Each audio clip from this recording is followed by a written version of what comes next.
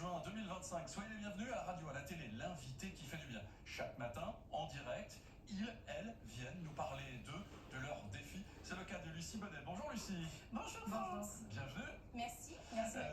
J'ai expliqué que vous alliez marcher parce que pendant longtemps vous n'avez pas pu marcher pour récolter des fonds. Racontez-nous la genèse de cette grande marche de Lucie. Oui, et ben en fait, je suis atteinte de spondylarthrite ankylosante et d'une fibromyalgie.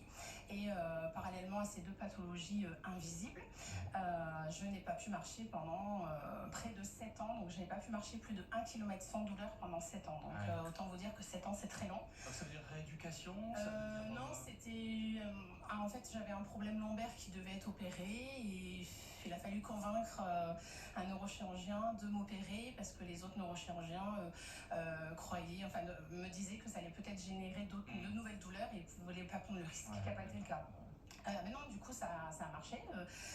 J'ai été opérée en mars 2021. Oui, c'est génial. Bon, après, entre-temps, le neurochirurgien de la clinique des Cèdres de Cornebarieux qui m'a opérée m'a dit bon, je pense qu'il faudra réopérer dans 5 ans.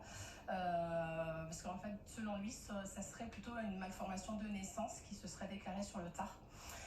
Et du coup, à ce moment-là, surtout à la base pour mon fils, qui était le premier témoin, on va dire, de toutes mes difficultés, j'ai eu envie de me dépasser et de faire un exploit sportif. C'est le 3e défi, hein. La première marche, c'était... septembre 2023, j'ai fait Toulouse-Carcassonne à pied. Et l'année dernière, après, j'ai eu des propositions de sponsors, donc ce qui m'a aussi encouragée à continuer. Et j'ai fait la suite de mon parcours Carcassonne jusqu'à la fin du canal du Midi, donc 146 km à pied. C'est beaucoup, 146 km quand on n'est pas sportif, parce qu'à la base... non, je suis pas sportive. Hein. Le truc, c'est pas le sport. Non, c'est de l'entraînement, c'est de la discipline, c'est faire attention à plein de choses. Moi, j'ai changé totalement ma façon de m'alimenter, ma façon de vivre, tout simplement, parce que j'ai beaucoup de kiné, de soins.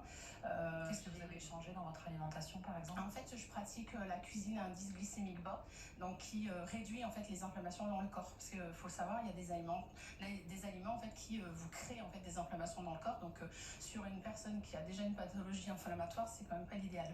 Qu'est-ce que ça apporte de marcher? On récolte des fonds, on va en parler dans un instant. On a des sponsors qui vous rejoignent, ça c'est plutôt bien. On a des gens qui sont autour de vous pour vous aider, pour vous assister aussi pendant ces marches. Ça apporte aussi des rencontres. Ah oui, moi je dis toujours c'est une aventure sportive mais surtout humaine. L'année dernière j'ai rencontré vraiment énormément de personnes parce que je ne sais pas si vous vous rappelez la première session en 2023, j'avais lancé une cagnotte en ligne pour me financer l'hébergement chambre d'hôte. Ça avait été un succès fou. Et l'année dernière, je m'étais dit plutôt que ponctionner la cagnotte pour le poste hébergement qui est quand même assez un gros poste de dépense, je vais me faire inviter chez les gens sur mon parcours. Franchement, j'irai dormir chez vous version Toulouse. Ça a marché. Et franchement, ça a été top.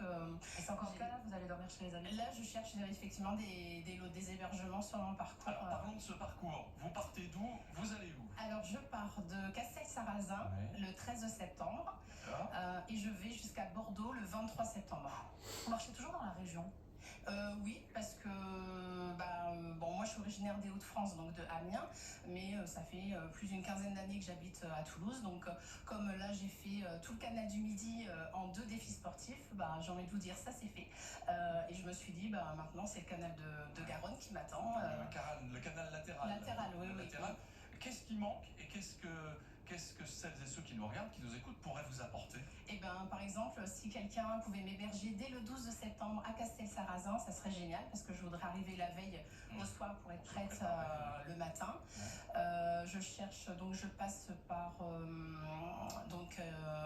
Castel-Sarrazin, Moissac. A priori, à Moissac, j'ai déjà trouvé quelqu'un, mais il me manque souvent, en fait, comme je fais à peu près 15 km de marche par jour, si parmi les auditeurs, quelqu'un habite à Moissac et veut m'héberger, c'est avec grand plaisir qu'elle me contacte sur la grande marche de Lucie, sur les réseaux.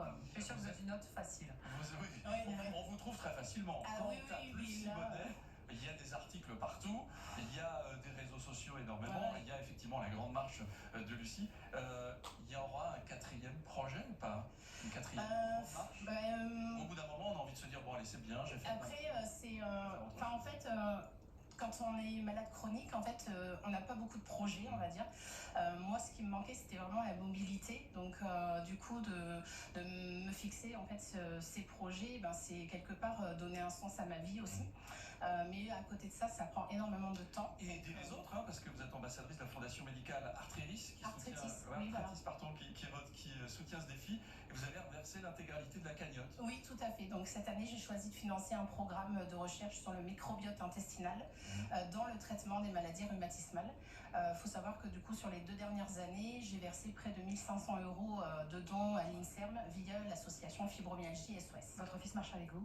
Non, pas du tout. Mon fils a 15 ans. Donc autant vous dire que la sur son marche... smartphone. Non, il veut pas. Ça partira le 13 septembre, on est d'accord? Oui, alors avec un hébergement dès le 12 septembre au soir. Allez à sur la grande Castelsarazin. marche de Lucie pour éventuellement héberger Lucie Monet, qui était notre invitée qui fait du bien ce matin. Merci d'avoir accepté notre défi de venir à la radio et à la télé. Eh ben, c'est avec grand plaisir. Merci beaucoup, France. Merci.